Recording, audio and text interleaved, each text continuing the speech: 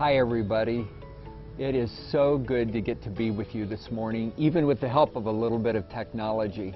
And hopefully not too long, we'll get to be there with you on Sunday mornings, get to pray with you, get to worship with you, get to go out to lunch with you, and maybe even have you pay. So that's coming up. We're really looking forward to that. The other thing we're looking forward to is next week we'll be filming from the Holy Land. And we have things to show you and things to talk about that we think are really going to be an encouragement to your hearts, and that's what's coming. Until we get to be with you in person, I want to start things off by talking about one of the most powerful things in the whole human experience. And it's this thing called a question. Not just any question, but those questions that are well-timed, that when you hear them, they just kind of stop you, if even for a moment. And they sort of open you up so that you're looking at things in maybe a little bit of a different way. And when you do that, then it can pave the way for some new directions for your life. What am I talking about? Here's some examples. Here's the first one. Will you marry me? That kind of stops somebody in their tracks. But imagine, maybe a few years down the road when he leans across the breakfast table some morning and says, "Do you really love me?" That stops you. Or another question is, what will you do if the surgeon didn't get all of the tumor? Who are the friends who make you better? Do you have any? What sort of old man or old woman do you want to become? Did you pick up how each one of those questions just had the ability to stop you, if only for a moment? And then you take a step back and you look at things in a new way. This morning I want to share with you what I think is perhaps one of the best questions of the entire first half of the Bible. But if you go looking for it, it's not in a place you'd expect.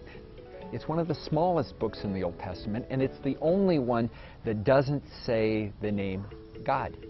The name of God doesn't even happen in the book. Which one is it? It's Esther. Now, they've made a movie about Esther. If you're part of the Jewish community, they even have a festival or holiday, Purim, all about Esther's story. This morning, though, I don't want to talk just about Esther. I also want to include in there her uncle Mordecai. Those two together, a fascinating question rises to the surface, and that's the one I want to talk about. Mordecai and Esther, they're outsiders. They don't fit.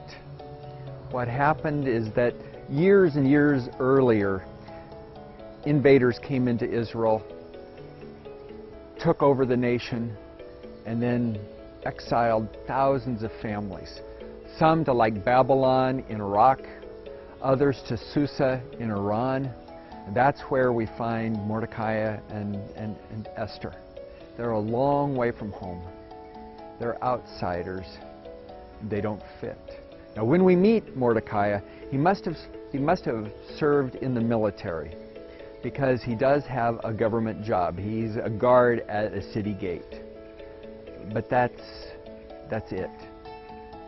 And that's where we meet these two, and their story comes to the surface. The king of the entire Persian Empire has been shamed by his wife. She wasn't willing to come to one of his parties. It humiliated him, and it was time to get a new wife. So he made a decree, do a huge search throughout the entire country for a new wife for me. And somebody suggested, "Hey Esther, you need to look at this. This is a possibility." And they gather all of these women together and do this huge makeover, and who should rise to the surface but Esther? And she becomes the queen, his new wife, one of the most beautiful women in the entire realm. It's a good life. She's got a good, solid future for herself.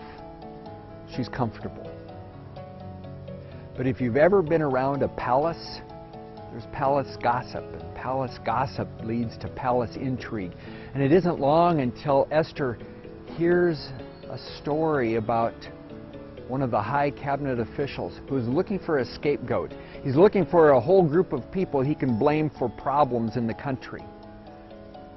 This guy was going to blame some of the outsiders, the Jews.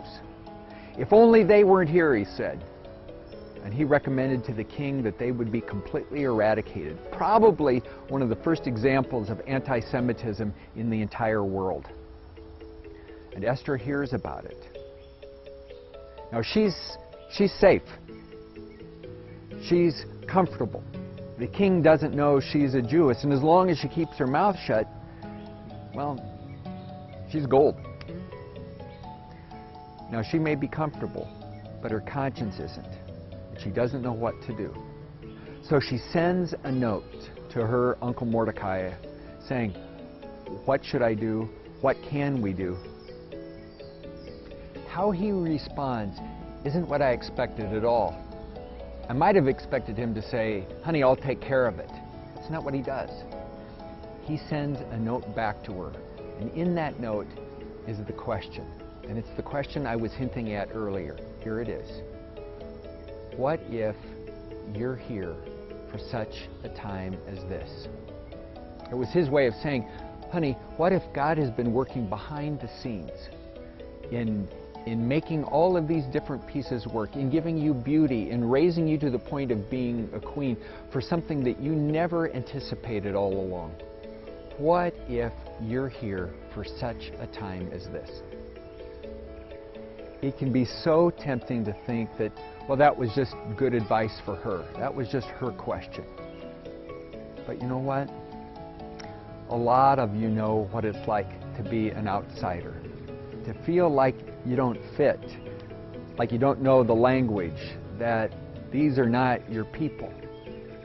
And you find yourself in a strange city, in a strange locale, a long way from home, and you wonder, is God here? Is there any reason for me being in this place at this time? And I want to bring it back around, and I want to ask you the question. What if God's put you here for such a time as this?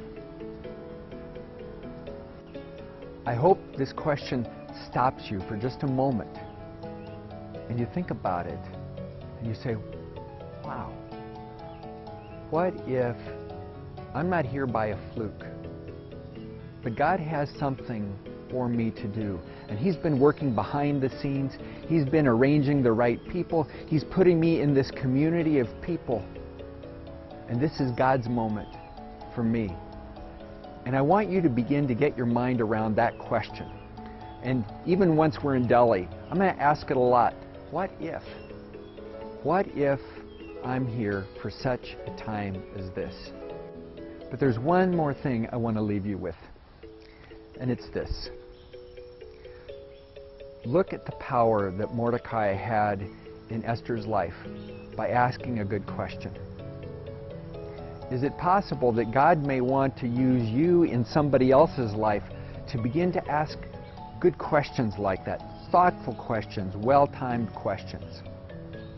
Questions that invite people to stop and to look at all of their different options and maybe open themselves to the possibility that God wants to work in their lives and through their lives in entirely new ways.